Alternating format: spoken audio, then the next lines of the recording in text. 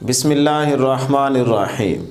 अस्सलामुअलैकुम वरहमतुल्लाहि वबरकातुहू। मैं उम्मीद करता हूँ कि आप सब खैरियत से होंगे। डियर स्टूडेंट्स, अगर आपको याद हो तो हम टॉपिक लेके चल रहे थे interaction of electromagnetic radiations with matter, जिसके अंदर हमने सबसे पहले dear students photo electric effect को बड़ी डिटेल में डिस्कस किया। फिर उसके बाद डियर स्टूडेंट्स हमने कॉम्पटन इफेक्ट और उसके मैथमेटिकल प्रूफ को डिस्कस किया था। तो आज की इस वीडियो में डियर स्टूडेंट्स हमारे पास जो टॉपिक है वो है pair production.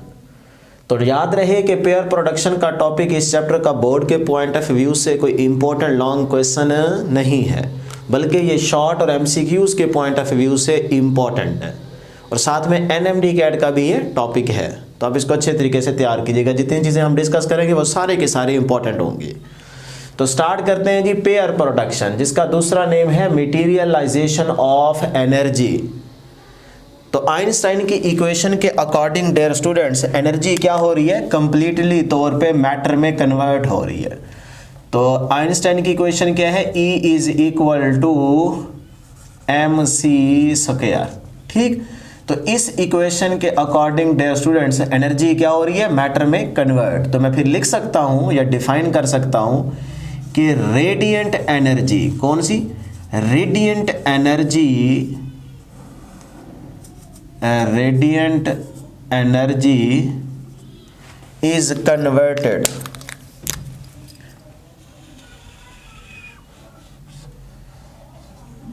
Radiant energy is converted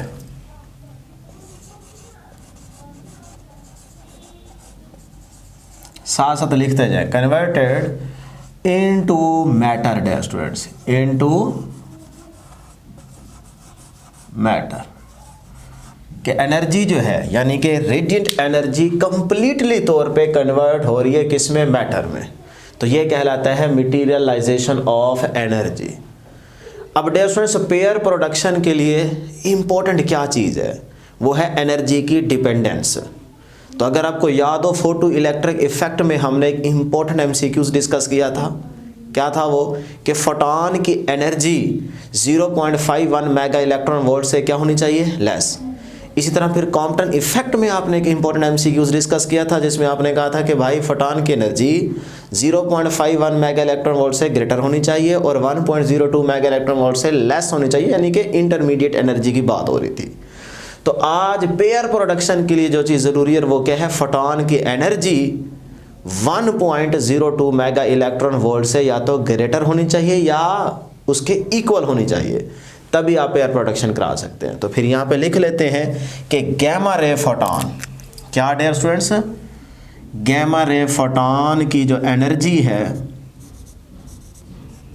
वो या तो ग्रेटर होनी चाहिए या फिर इक्वल होनी चाहिए किसके, 1.02 मेगा इलेक्ट्रॉन वोल्ट से। ठीक है डियर स्टूडेंट्स, ये इंपॉर्टेंट आपके पास एमसीक्यू है, इसको याद रखिएगा, ये आपसे पूछा जा सकता है। चलें जी, अब डियर स्टूडेंट्स पेयर प्रोडक्शन के लिए कंडीशंस कौन सी हैं, तो दो इंपॉर्टेंट कंडीशंस हैं, वो आप फुलफिल कराएंगे तो भी आप पेयर प्रोडक्शन करवा सकते हैं। तो देखें नंबर 1 क्या है जी, नंबर 1 पेयर प्रोडक्शन के लिए ज़रूरी है कि सबसे पहले एक हैवी न्यूक्लियस ले। हैवी न्यूक्लियस का होना ज़रूरी है। यह आपका इंपॉर्टेंट शॉर्ट क्वेश्चन भी है और एमसीक्यू भी है, साथ साथ डियर स्टूडेंट्स नोट करते जाए। और नंबर 2 डियर स्टूडेंट्स, जहाँ पे आप पेयर प्रोडक्शन करवा रहे हैं वहाँ पे इलेक्ट्रिक फील्ड का होना ज़रूरी है। क्यों इलेक्ट्रिक फील्ड का होना ज़रूरी है डियर स्टूडेंट्स, आगे चल के आपको बताते हैं। इलेक्ट्रिक फील्ड का होना ज़रूरी है, बल्कि बहुत ज़रूरी है। ठीक है ना, बहुत में आप फील करेंगे तो इसका मतलब होगा कि भाई ये कंडीशन ज़रूरी है। ठीक है ना, तो अब डियर स्टूडेंट्स अगर ये दो कंडीशंस फुलफिल हो गई हैं तो फिर आप पेयर प्रोडक्शन करवा सकते हैं। तो देखते हैं जी, नंबर 1 यहाँ पे डियर स्टूडेंट्स हमने एक हैवी न्यूक्लियस कंसीडर की है, तो इसको लिख देते हैं कि ये हमारे पास क्या है, एक हैवी न्यूक्लियस है, हैवी न्यूक्लियस। ठीक है जी, और उसके बाद स्टूडेंट्स इस रीजन में आप देख सकते हैं कि हम सपोज करते हैं कि ये इलेक्ट्रिक फील्ड का रीजन है जिसमें ये वाली जो प्लेट है ये क्या है, पॉजिटिव, और इसी तरह डियर स्टूडेंट्स यहाँ पे ये जो प्लेट है ये क्या है, नेगेटिव। तो अब आपको पता है from positive to negative electric field की डियर स्टूडेंट्स क्या होती है, डायरेक्शन। तो इसका मतलब अब इलेक्ट्रिक फील्ड भी आ चुका है और हैवी न्यूक्लियस भी कर लिया ना हमने सपोज, तो अब आप पेयर प्रोडक्शन करवा सकते हैं। तो देखें जी, ये हैवी न्यूक्लियस और इस रीजन में क्या आ गया, इलेक्ट्रिक फील्ड आ गया, दोनों कंडीशंस अप्लाई हो रही है ना।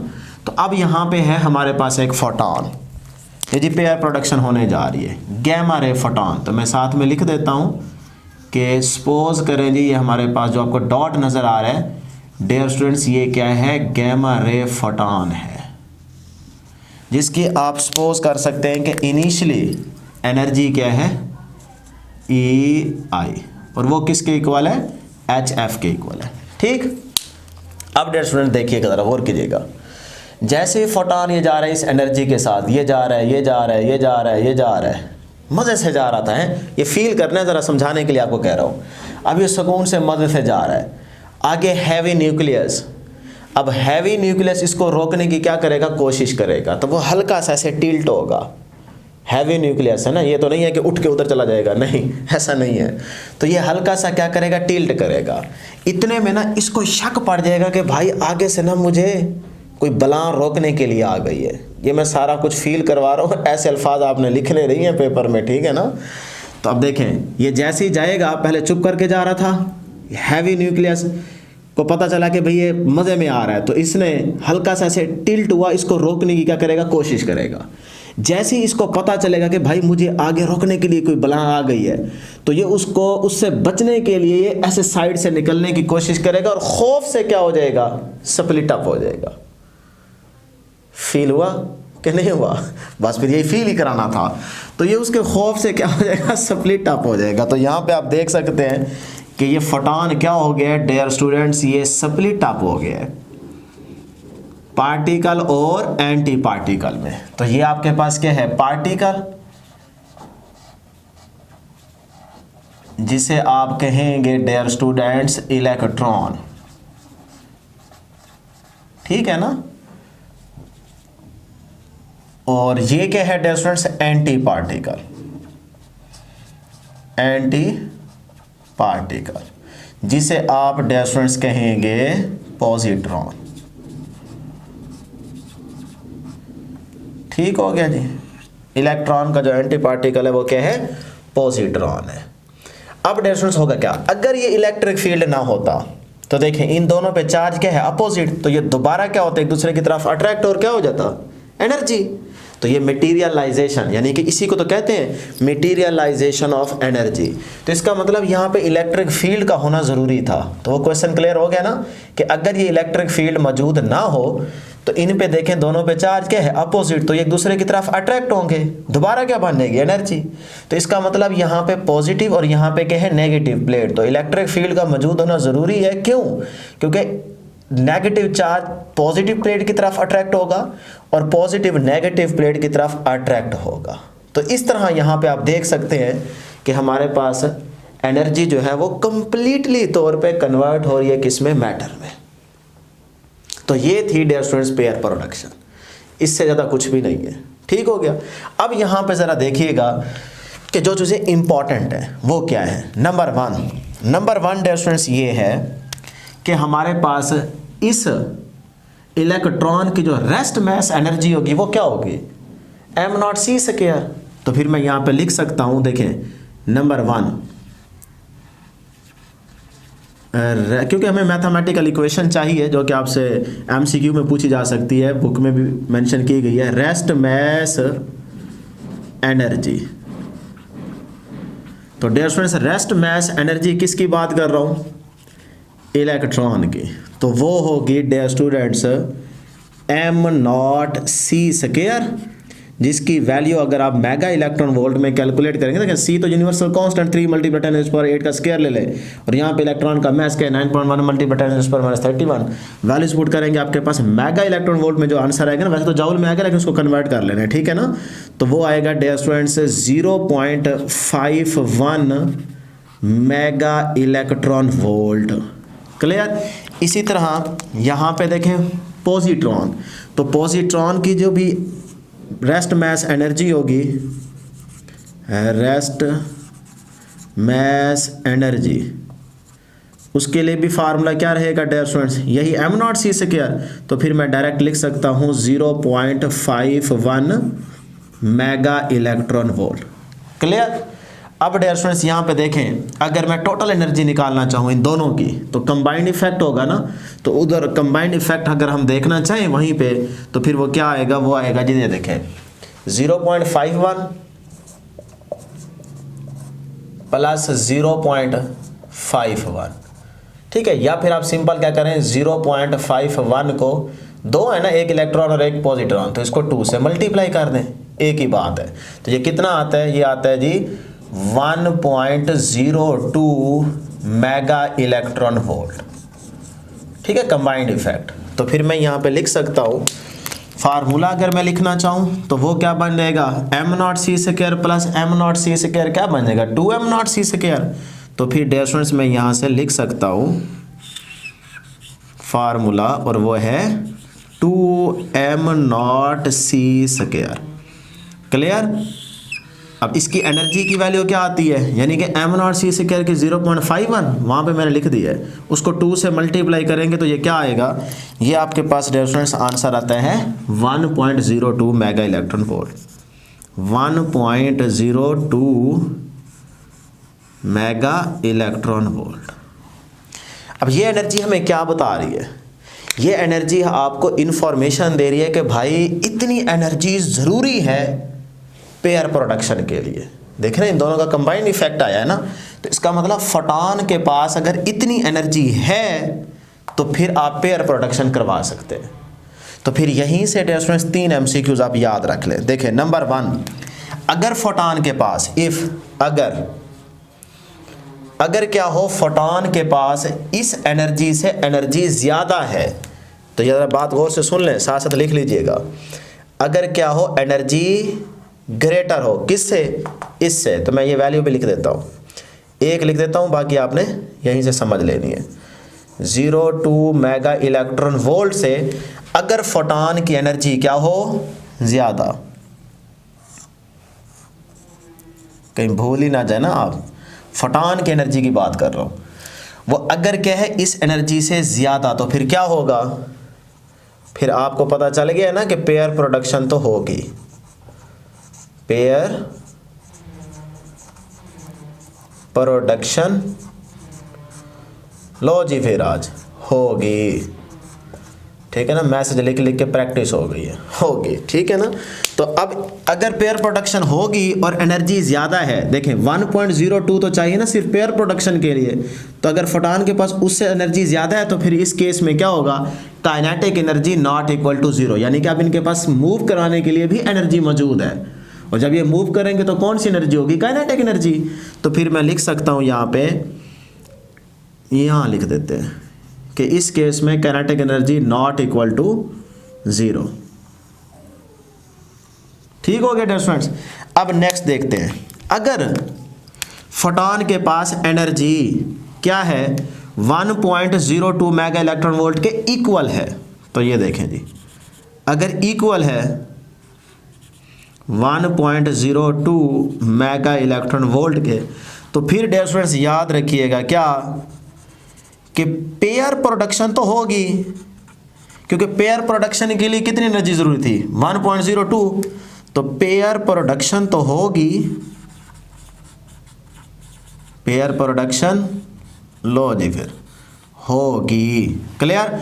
लेकिन काइनेटिक एनर्जी क्या होगी, अब काइनेटिक एनर्जी इक्वल टू 0। अब उनके पास एनर्जी नहीं है कि वो मूव कर सके, लेकिन स्प्लिट अप हो गए हैं, ठीक है। तो ये भी आपके पास इंपॉर्टेंट MCQ है। नंबर 3 पे डिस्टेंस याद रखिएगा, क्या बन सकता है कि अगर फोटॉन के पास एनर्जी इस एनर्जी से क्या है, लेस 1.02 मेगा इलेक्ट्रॉन वोल्ट, तो फिर डियर स्टूडेंट्स याद रख लें पेयर प्रोडक्शन नहीं होगी, no pair production.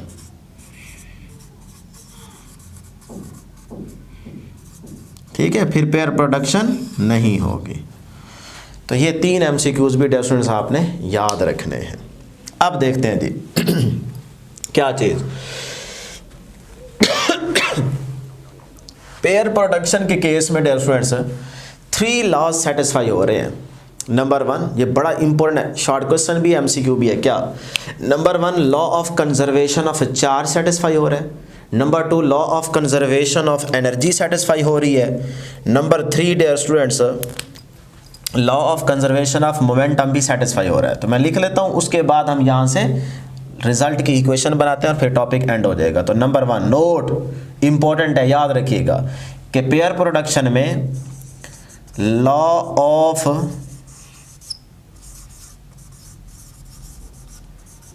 Conservation of charge भी सेटिस्फाई हो रहा है। उसके बाद law of conservation of energy भी सेटिस्फाई हो रही है।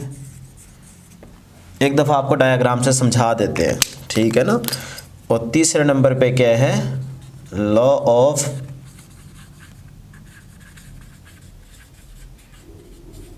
कंजर्वेशन ऑफ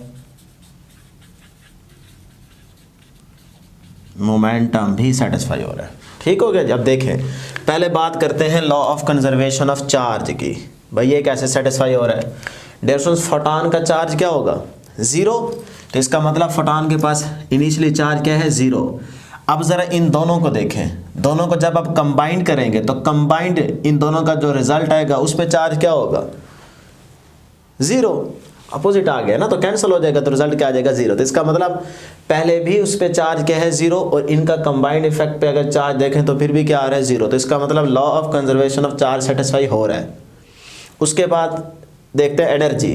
अब जितनी फोटॉन के पास एनर्जी पहले थी, इन दोनों के इलेक्ट्रॉन और पॉजिट्रॉन की कंबाइंड एनर्जी देखेंगे तो वो भी उतनी होगी जितनी आपके पास फोटॉन की है। तो इसका मतलब यहाँ पे law of conservation of energy भी सेटिस्फाई हो रहा है। उसके बाद स्टूडेंट्स अगर हम बात करें मोमेंटम की, इसको ज़रा समझिएगा, देखें ज़रा गौर करें। फोटॉन के पास इनिशियली यहाँ पे मोमेंटम क्या है, सपोज कर रहा हूँ, ठीक है, mv। अच्छा, वो जैसे इसके पास गया तो ये उसको रोकने के लिए हल्का सा टिल्ट हुआ ना, ऐसे ये ऐसे हिला, यानी कि ये देखें ये ऐसे हिला कि यहाँ से गुजर ले, पकड़ो इसको ऐसे। अब इसका मोमेंटम क्या है फोटॉन का, mv। अब ये हल्का सा हिला, फिर ये क्या करेगा, जैसे फोटॉन स्प्लिट अप हो जाएगा तो ये रिकॉइल करेगा, यानी अपनी जगह पे वापसी आएगा। तो इसका मतलब इसके पास मोमेंटम क्या है, mv। लेकिन अब डायरेक्शन देखें क्या है, पीछे की तरफ। तो इसका मतलब इसकी डायरेक्शन के क्या है, अपोजिट। तो वो mv माइनस mv से कैंसिल हो जाएगा। और यहाँ पे अगर आप दोनों का ऐड करेंगे तो ये ऊपर की तरफ है ना, दोनों अपोजिट डायरेक्शन में, और ये नीचे की तरफ। तो यहाँ पे भी आपके पास क्या है, mv प्लस का और माइनस का mv कैंसिल हो गया, रिजल्ट क्या आ जाएगा, 0। तो इसका मतलब law of conservation of momentum भी यहाँ पे सेटिस्फाई हो रहा है। तो ये आपको समझाने के लिए मैंने यहाँ पे बता दी है। तो आप सिर्फ इतना याद रखें कि law of conservation of momentum जो है वो भी यहाँ पे सेटिस्फाई हो रहा है। उसके बाद स्टूडेंट्स याद रखिएगा, अच्छा एक चीज़ और, वो तो हमने बात की ना mv की, यहाँ पे भी मैंने mv ही बोला है, ये सिर्फ समझाने के लिए बोला है। अगर आप मोमेंटम निकालना चाहेंगे फोटॉन का तो फिर डियर स्टूडेंट्स आपके पास वो रिलेशन है ना, p = h/λ, ठीक है, ये वाला रिलेशन यूज़ करेंगे। वो सिर्फ समझाने के लिए कि आपको पता चल जाए कि हाँ यार law of conservation of momentum भी सेटिस्फाई हो रहा है।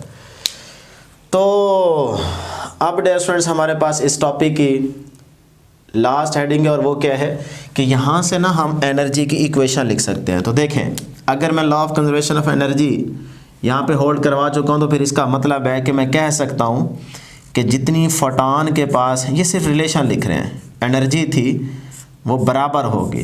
देखें ज़रा, सारी को सम कर दो। नंबर 1 क्या है, पेयर प्रोडक्शन के पास 1.02 ना, तो इसे मैं लिख सकता हूँ ना 2m0c²। तो ये आ गया 2m0c² प्लस, उसके बाद स्टूडेंट्स ये भी मूव कर रहा है, वो भी मूव कर रहा है। तो इसका मतलब उसके पास काइनेटिक एनर्जी है ना मूव करने के लिए। तो काइनेटिक एनर्जी ऑफ, ऐसे लिखें, इलेक्ट्रॉन, उसके बाद प्लस काइनेटिक एनर्जी पॉजिट्रॉन।